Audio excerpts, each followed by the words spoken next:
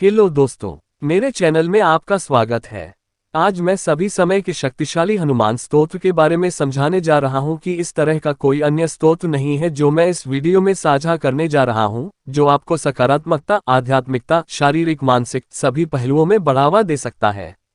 पूर्ति की इच्छा, प्रबल संरक्षण, वैराग्य या मोक्ष। ये प्रभावी श्लोक संपूर्ण स्वर्ग लोक या कुछ भी जो अभ्यासी चाहता है देने में सक्षम है। बेशक ये वेद पुराण उपनिषदों का सीधा संदर्भ है। लोगों ने गलत समझा कि हनुमान जी शिव अवतार हैं, लेकिन रामायण इस मिथक का विरोध करती है। हनुमान का जन्म मुख्य प्राण देव जो भगवान लक्ष्मी नारायण के व्यूह रूप के पुत्र हैं, जिन्हें जया लक्ष्मी जी और संकर्षण नारायण भगवान कहा जाता है, जो गरुड़ से भी बड़े और श्रेष्ठ हैं, जी, शेष जी, शिव जी और सभी देवी देवता। हर चीज के अपने प्रमाण होते हैं। ये स्तोत्र नाम हरि वायु स्तुति है। इसलिए वीडियो शुरू करने से पहले कृपया लाइक, शेयर, सब्सक्राइब और सपोर्ट करें। तो दोस्तों चलिए शुरू करते हैं। हरि वायु स्तुति श्री त्रिविक्रम पंडिताचार्य द्वारा रचित सबसे प्रसिद्ध स्तुति कविताओं में से एक है, जो दर्शन के द्वैत स्कूल के संस्थापक श्री माधवाचार्य को सम्मानित करते हैं। माधव या श्री माधवाचार्य के अनुयायी जानते हैं कि माधवाचार्य भगवान मुख्य प्राण के तीसरे अवतार हैं। पहला अवतार या वायु जो मुख्य देवता है और वायु स्तुति को अवतार के इस क्रम को पहचानते हुए लिखा गया है। किंवदंती है कि बंद दरवाजों के पीछे उडुपी श्री कृष्ण मंदिर के गर्भगृह में श्री माधवाचार्य द्वारा की जाने वाली दैनिक पूजा के दौरान त्रिविक्रम पंडिताचार्य बाहर द्वादश स्तोत्र का पाठ करते थे। नैवेद्य या लाड को भोजन की औपचारिक भेंट की समाप्ति का संकेत घंटियों की आवाज से दिया जाता था। हालांकि एक दिन त्रिविक्रम पंडिताचार्य की उत्सुकता बढ़ गई, क्योंकि घंटियों की आवाज बहुत समय के बाद भी नहीं सुनाई दी। उन्होंने दरवाजे से झांका और अपने घोर विस्मय के लिए श्री माधव को भगवान श्री राम हनुमान के रूप में, भगवान कृष्ण भीमसेन के रूप में और भगवान वेदव्यास माधवाचार्य के रूप में पूजा करते हुए पाया। भक्ति से अभिभूत होकर उन्होंने वायु स्तुति की रचना की और इसे माधवाचार्य को समर्पित किया। वायु स्तुति 41 श्लोकों से बनी है। वायु स्तुति को नरसिंह नखा स्तुति के साथ शुरू और समाप्त करके सुनाना आम है। श्री माधवाचार्य द्वारा भगवान नरसिंह की स्तुति करते हुए 2 पैराग्राफ की एक छोटी रचना। ऐसा कहा जाता है कि जब त्रिविक्रम पंडिताचार्य ने अपना काम प्रस्तुत किया, श्री माधवाचार्य ने जोर देकर कहा कि काम अकेले उन्हें समर्पित नहीं किया जाना चाहिए और निर्देश दिया कि वायु स्तुति से पहले और बाद में नख स्तुति का जप किया जाना चाहिए। प्रत्येक विशेष श्लोक का जप करने का फल या फल है इस स्क्रीन पर दिखाया। वायु स्तुति के 41 श्लोकों में से प्रत्येक हमें विशेष लाभ देने वाला माना जाता है। एक निश्चित विधि है जिसे पुनर्चरण कहा जाता है, जो विशेष श्लोक के लाभों को इकट्ठा करने के लिए किया जाता है। जब मंत्रों की बात आती है तो पुनर्चरण करने के कई तरीके हैं, लेकिन वायु स्तुति के साथ कुछ स्वीकृत तरीके हैं। ब्रह्म मुहूर्त में उठें, स्नान करके और संध्या वंदन समाप्त करके हनुमान मंदिर में जाएं या पीपल के पेड़ के नीचे आसन पर बैठें। 48 दिनों का संकल्प लें। नरसिंह नख स्तुति का आरंभ और अंत में जप करना चाहिए। सर्वोत्तम अभ्यास है कि अधिक लाभ के लिए वायु स्तुति का 7 बार जप करें और अपनी मनोकामना प्राप्त करने के लिए दूसरी बात नख स्तुति का जप शुरू करें, वायु स्तुति का जाप करें और नखा स्तुति के साथ समाप्त करें। फिर अभीष्ट श्लोक या अपने इच्छित श्लोक का 108 बार जाप करें। प्रत्येक श्लोक में अलग अलग फल श्रुतियों के साथ जो मैंने आपको पहले दिखाया है, उनमें से एक श्लोक चुनें। पूरी प्रक्रिया को एक बार फिर से दोहराएं जैसा कि पहले बताया गया था। फिर दोस्तों मैं गीत के बोल, ऑडियो और ऐप को विवरण में डालूंगा, कृपया इसे देखें और साधना पूरा करने के बाद अपने अनुभव को कमेंट सेक्शन में साझा करें। धन्यवाद दोस्तों, चलो मिलते हैं अगला वीडियो। हरि ओम पान्त्वस्मान्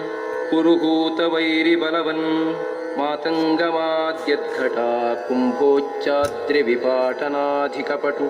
प्रत्येकवज्रायिताः श्रीमत्कण्ठेरवास्य प्रततसुनखरादारितारातिदूर प्रध्वस्तध्वान्तशान्तप्रविततमनसा भाविता भूरिभागैः लक्ष्मीकान्तसमन्ततोऽपि कलयन् नैवेशितुस्ते समम् पश्याम्युत्तमवस्तु दूरतरतोपास्तं रसो योष्टमः यद्रोषोत्करदक्षनेत्रकुटिलप्रान्तोत्थिताग्निस्फुरत्खद्योतोपम विस्फुलिङ्गभसिता ब्रह्मेश शक्रोत्कराः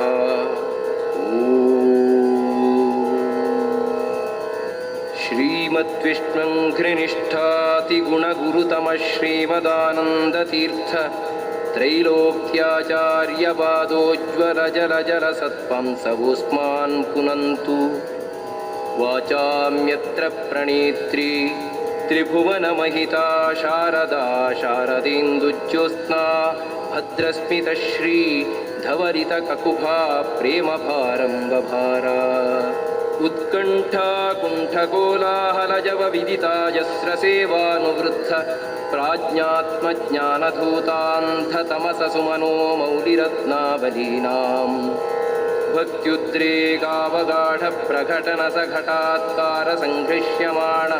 प्रान्तप्राग्र्याङ्घ्रिपीठोत्थितकनकरजः पिञ्जरारञ्जिताशाः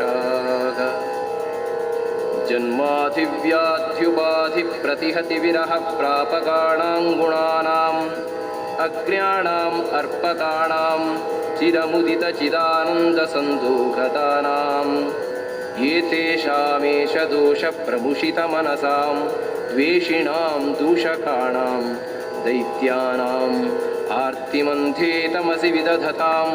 संस्तवेनास्मि शक्तः अस्याविष्कर्तुकामं कलिमलकलुषेऽस्मिन् जने ज्ञानमार्गं वन्द्यं चन्द्रेन्द्ररुद्रद्युमणिफणिमयो नायकाद्यैरिहाद्य मध्वाख्यं मन्त्रसिद्धं किमुत कृतवतो मारुतस्यावतारं पातारं पारमेष्ठ्यं पदमपविपदः प्राप्तुरापन्नपुंसाम् उद्यद्विद्युत्प्रचण्डां निजरुचिनिगरव्याप्तलोकावकाशो बिभ्रद्भीमो भुजेयोऽभ्युदितदिनकराभङ्गदाढ्यप्रकाण्डे वीर्योद्धार्यां गदाग्र्याम् अयमिह सुमतिं वायुदेवो विदध्यात् अध्यात्मज्ञाननेता यतिवरमहितो भूमिभूषामणिर्मे संसारोत्तापनित्योपशमदसदयस्नेहः साम्बुपूर प्रोद्यद्विद्यानवद्यद्युतिमणिकिरणश्रेणिसम्पूरिताशः श्रीवत्सङ्काधिवासोचिततरसरल श्रीमदानन्दतीर्थक्षीराम्भोधिर्विभिन्द्यात् अवदनभिमतं भूरि मे भूतिहेतुः मूर्धन्येषोऽञ्जलिर्मे दृढतरमिहते बध्यते बन्धपाशच्छेत्रे दात्रे सुखानां भजति भुवि भविष्यद्विधात्रेद्युभर्त्रे अत्यन्तं सन्ततं त्वं प्रदिशपदयुगे हन्तसन्तापभाजाम् अस्माकं भक्तिमेकां भगवत उत ते माधवस्याथ वायो साप्रोष्णाभीषु शुभ्रप्रभमभयनभो भूरिभूभृद्विभूति भ्राजिष्टुर्भूर्भूणां भवनमपि विभो भेदि बभ्रे बभूवे येन भ्रूविभ्रमस्ते भ्रमयतु सुभृशं बभ्रुवद्दुर्भृताशान् भ्रान्तिर्भेदावभासस्त्विति भयमभिभूर्भोक्षतो मायि भिक्षून् ये मुम्भावं भजन्ते सुरमुखसुजनाराधितन्ते तृतीयं भासन्ते भासुरैस्ते सहचरचलितैश्चामरैश्चारुवेशाः वैकुण्ठे कण्ठलग्नस्थिरशुचिविलसत्कान्तितारुण्यलीला लावण्या पूर्णकान्ता कुचभरसुलभाष्टेशसम्मोदसान्द्राः आनन्दान्मन्दमन्दा ददति मरुतः कुन्दमन्दारनन्द्यावर्तामोदान् दधाना मृदुपदमुदितोद्गीतकैः सुन्दरीणां वृन्दैरावन्द्यमुक्तेन्द्वहिमकुमदनाहीन्द्रदेवेन्द्रसेव्ये मौकुन्दे मन्दिरेऽस्मिन् अविरतमुदयन्मोदिनां देवदेवा उत्तप्तात्युत्कटत्विट्प्रकटकटकटध्वानसङ्घट्टनोद्यद्विद्युद्व्यूढस्फुलिङ्ग प्रकरविकिरणोत्क्वाथिते बाधिताङ्गान् उद्गाढं पात्यमाना तमसि ततैतः किङ्करैः पङ्किलेते पङ्क्तिर्ग्राम्णां गरिम्णा ग्लपयति हि भवद्वेषिणो विद्वदात्या अस्मिन्नस्मद्गुरूणां हरिचरणचिरध्यानसन्मङ्गलानां युष्माकं पार्श्वभूमिं धृतरणरणिकस्वर्गिसेव्यां प्रपन्नः यस्तूदास्ते स आस्ते अधिभवमसुलभक्तेश निर्मोकमस्तप्रायानन्दं कथञ्चित् न वसति सततं पञ्चकष्टेति कष्टे क्षुत्क्षामान् वृक्षरक्षोरदखरनखरक्षुण्णविक्षोभिताक्षान् आमग्रानन्धकूपे क्षुरमुखमुखरैः पक्षिभिर्विक्षताङ्गान् भूयासृङ्मूत्रविष्ठाकृमिकुलकलिले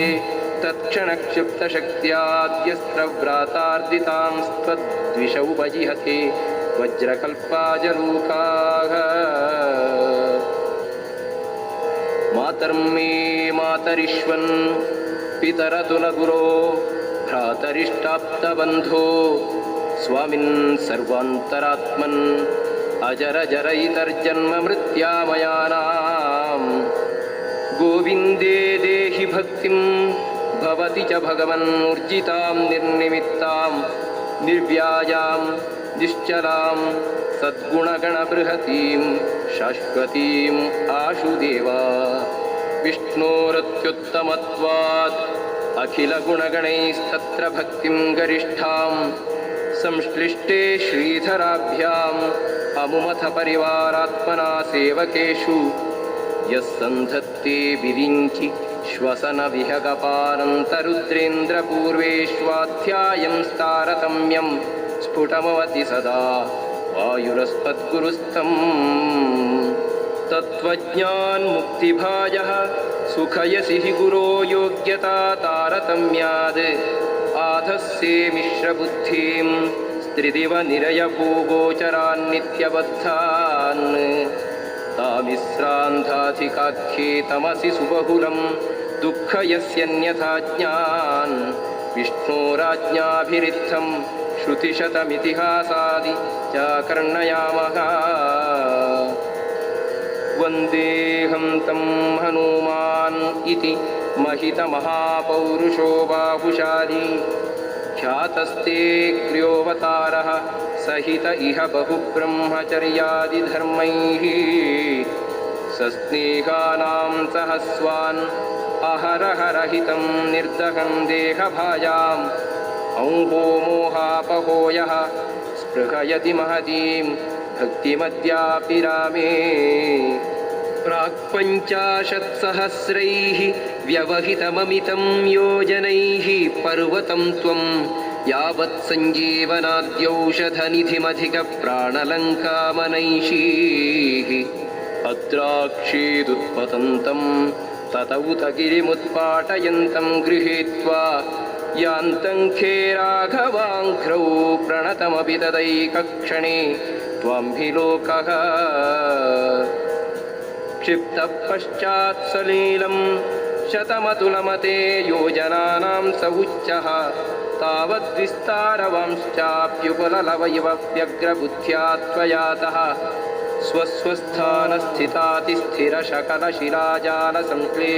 स्वस्वस्थानस्थितातिस्थिरशकलशिलाजालसंश्लेषनष्टच्छेदाङ्कः प्रागिवाभूत् कपिवरवपुषस्ते नमः कौशलाय दृष्ट्वा दुष्टाधिपोरः स्फुटितकनकसद्वर्मगृष्टास्थिकूटं निष्पिष्टं घाटकाद्रिप्रकटतटतटाकातिशङ्कोजनोऽभूत् येनाजौ रावणारिप्रियनटनपटुर्मुष्टिरिष्टं प्रदेष्टुं किं नेष्टे मे सतेष्टा पदकटकतटित्कोटिभामृष्टकाष्ठः देव्यादेशप्रणेतिद्रुहिणहरवरावध्यरक्षो विघाताद्यासेवोद्यद्दयार्द्रः सह भुजमकरोद्रामनामा मुकुन्दः दुष्प्रापे पारमेष्ठे करतलमतुलं मूर्ध्नि विन्यस्य धन्यं तन्वन्भूय प्रभूतप्रणयविकसिताब्जेक्षणस्पेक्षमाणः जघ्ने निघ्नेन विघ्नो बहुलबलवगध्वंसनाद्येन शोचद्विप्रानुक्रोशपाशैः असुविधृतिसुखस्यैकचक्राजनानां तस्मै ते देव कुर्मः कुरुकुलपतये कर्मणा च प्रणामान् किर्मीरं दुर्मतीनां प्रथममथ जयो नर्मणा निर्ममाथ निर्मग्नन्नत्ययत्नं विजरवरजरासन्धकायास्थिसन्धीन् युद्धे त्वं स्वध्वरे वा पशुमिव दमयन् विष्णुपक्षद्विडीशं यावत् प्रत्यक्षभूतं निखिलमखभुजं तर्पयामासिथासौ तावत्या योजितृप्त्या किमु वद भगवन् राजसूयाश्वमेधे श्वेलाक्षीणाट्टहासं तवरणमरिहन्नुद्गतोद्दामबाहो बह्वक्षो हिण्यनीकक्षपणसुनिपुणं यस्य सर्वोत्तमस्य शुश्रूषार्थं चकर्थ स्वयमयमिह संवक्तुमानन्दतीर्थ श्रीमन्नामन् समर्थः त्वमपि युवयोः पादपद्मं प्रपद्ये द्रुह्यन्तीं हृद्रुहं मां द्रुतमनिलबलाद्रावयन्तीमविद्यानिद्रां विद्राव्य सद्यो रचनपटुमथावाद्यविद्यासमुद्रा वाग्देवी सा सुविद्या द्रविणदविदिता द्रौपदी रुद्रपत्न्याद्युद्रिक्ताद्रागभद्राद्रहयतु दयिता पूर्वभीमाज्ञया ते याभ्यां शुश्रूषुरासीः गुरुकुलजनने क्षत्रविप्रोदिताभ्यां ब्रह्मभ्यां बृंहिताभ्यां चितिसुखवपुषा कृष्णनामास्पदाभ्यां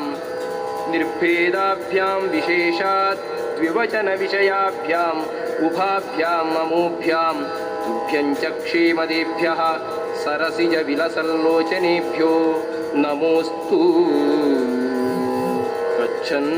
सौगन्धिकार्थं पथि स हनुमतः पुच्छमच्छस्य भीमः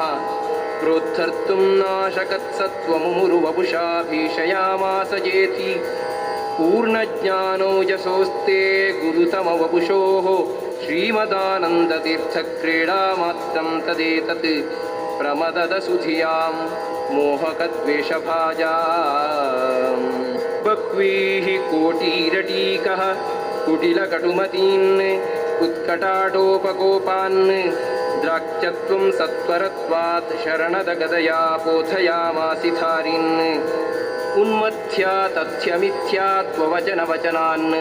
उत्पथस्थांस्तथान्यान् प्रायच्छ स्वप्रियायै प्रियतमकुसुमं प्राणतस्मै नमस्ते देहादुत्क्रामितानाम् अधिपतिरसताम् अक्रमाद्वक्रबुद्धिः क्रुद्धः क्रोधैकवश्यः कृमिरिव मणिमान् दुष्कृति निष्क्रियार्थं चक्रे भूचक्रमेत्य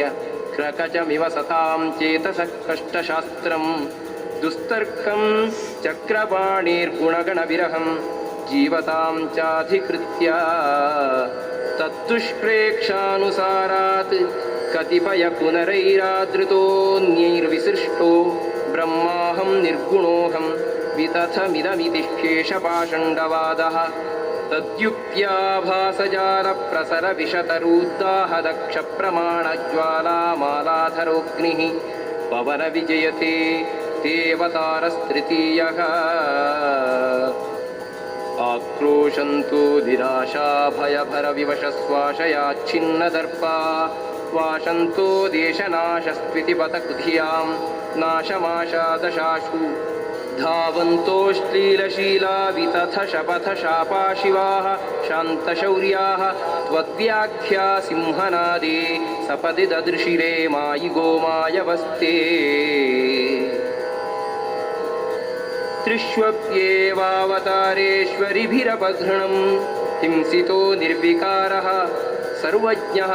सर्वशक्तिः सकलगुणगणापूर्णरूपप्रगल्भः स्वच्छस्वच्छन्दमृत्युः सुखयसि सुजनं देव किं चित्रमत्र त्राता यस्य त्रिधामा जगदुतवशगं किङ्कराः शङ्कराद्याः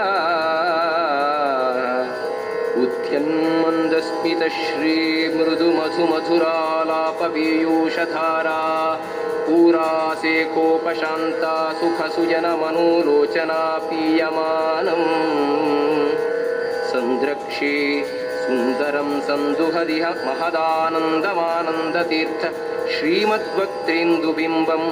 दुरितनुदुदितं नित्यदाहं कदा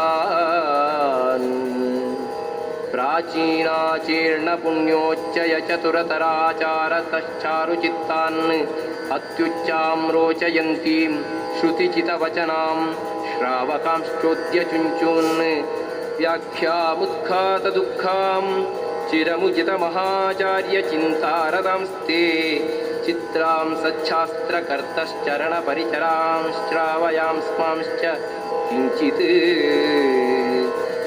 पीठे रत्नोपक्लृप्ते रुचिररुचिमणिज्योतिषा सन्निषण्णं ब्रह्माणं भाविनं त्वां ज्वलति निजपदे वैदिकाद्याहि विद्याः सेवन्ते मूर्तिमत्यः सुचरितचरितं भाति गन्धर्वगीतं प्रत्येकं देवसंसस्त्वपि तव भगवन् नर्तितद्यो वधूषु स्वानुक्रोशैरजस्रं जनिमृतिनिरयाद्योर्मिमालाविलेऽस्मिन् संसाराब्धो निमग्नान् शरणमशरणान् इच्छतो वीक्ष्य जन्तून् युष्माभिः प्रार्थितः सन् जलनिधिशयनः सत्यवत्यां महर्षेः व्यक्तश्चिन्मात्रमूर्तिः न खलु भगवतः प्राकृतो जातु देहः अस्तव्यस्तं समस्तश्रुतिगतमधमैरत्नपूगं यथान्धैः अर्थं लोकोपकृत्यै गुणगणनिलयः सूत्रयामास कृत्स्नम् योऽसौ व्यासाविधानस्तमहमहरहर्भक्तितः त्वत्प्रसादात् सत्यो विद्योपलब्ध्यै गुरुतमं गुरुं देवदेवं नमामि आज्ञाम् अन्यैरधार्यां शिरसि परिसरद्रश्मिकोटिरकोटौ कृष्णस्याक्लिष्टकर्मादधदनुसरणादर्थितो देवसङ्घैः भूमावागत्य भूमन् असुकरमकरोर्ब्रह्मसूत्रस्य भाष्यं दुर्भाष्यं यस्य दस्योर्मणिमत उदितं वेदसद्युक्तिभिस्त्वं भूत्वा क्षेत्रे विशुद्धे द्विजगणनिलये रूप्यपीठाभिधाने तत्रापि ब्रह्मजातिस्त्रिभुवनविशदे मध्यगेहाख्यगेहे पारिव्राज्याधिराजः पुनरपि बदरीं प्राप्य कृष्णं च नत्वा कृत्वा भाष्याणि सम्यक् व्यतनुत च भवान् भारतार्थप्रकाशम् वन्दे तं त्वा सुपूर्णप्रमतिमनुदिना सेवितं देववृन्दैः वन्दे वन्दारुमीशे श्रियौत नियतं श्रीमदानन्दतीर्थं वन्दे मन्दाकिनी सत्सरिदमलजलासेकसाधिक्यसङ्गं वन्देऽहं देवभक्त्या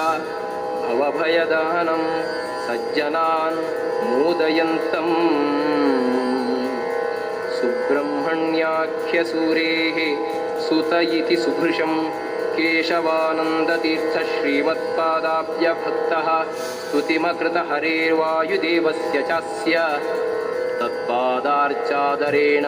ग्रथितपदलसन्मालया त्वेतया ये सम्राध्यामो नमन्ति प्रततमदिगुणा मुक्तिमेते व्रजन्ति पान्त्वस्मान् पुरुहूतवैरिबलवन् मातङ्गमाद्यद्घटा कुम्भोच्चाद्रिविपाटनाधिकपटुप्रत्येकवज्रायिताः श्रीमत्कण्ठीरवास्य प्रततसुनखरा दारितारातिदूर प्रध्वस्तध्वान्तशान्तप्रविततमनसा भाविता भूरिभागैः लक्ष्मीकान्तसमन्ततोऽपि कलयन् नैवेशितुस्ते समं पश्याम्युत्तमवस्तु दूरतरतोपास्तं रसोऽयोष्टमः यद्रोषोत्करदक्षनेत्रकुटिलप्रान्तोत्थिताग्निस्फुरत् खद्योतोपमविस्फुलिङ्गभसिता ब्रह्मेश शक्रोत्कर